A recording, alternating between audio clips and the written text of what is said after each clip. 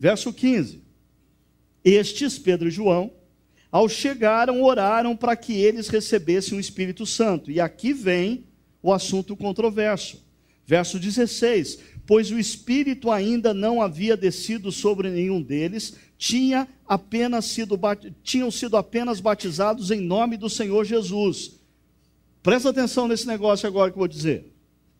Quando você lê as páginas do Novo Testamento, existe uma verdade muito clara.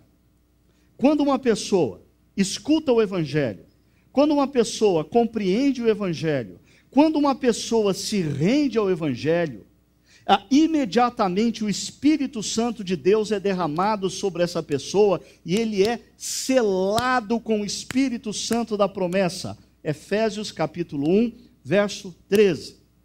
O apóstolo Pedro, em Atos 2, pregando à multidão, quando ele é questionado o que nós devemos fazer, Pedro diz: vocês devem se arrepender e vocês serão perdoados e receberão o Espírito Santo da promessa. Paulo, em Romanos 8, diz: é impossível alguém, sem ter o Espírito de Deus, ser de Cristo. Logo, render-se a Cristo e ter o Espírito Santo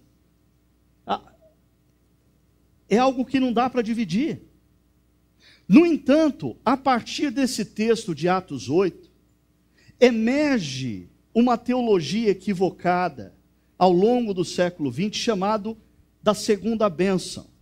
Porque algumas pessoas dizem, baseado nesse texto, não, olha, os samaritanos se converteram e eles receberam o Espírito Santo depois. Não, calma lá.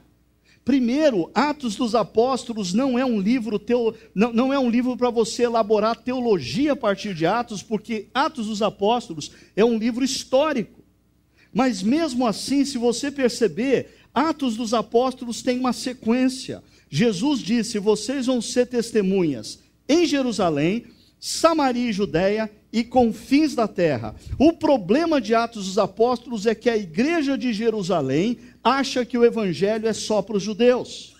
Então, sempre que o evangelho rompe barreiras em Atos dos Apóstolos, Deus, ironicamente, espera alguns líderes de Jerusalém chegarem para que eles possam ver com os próprios olhos que o mesmo Espírito que foi derramado sobre eles em Jerusalém estava sendo derramado sobre os samaritanos também. O mesmo vai acontecer em Atos 8, quando Deus empurra literalmente Pedro para dentro da casa de Cornélio, para ele ver com os próprios olhos que o Espírito Santo de Deus estava sendo derramado sobre os gentios romanos.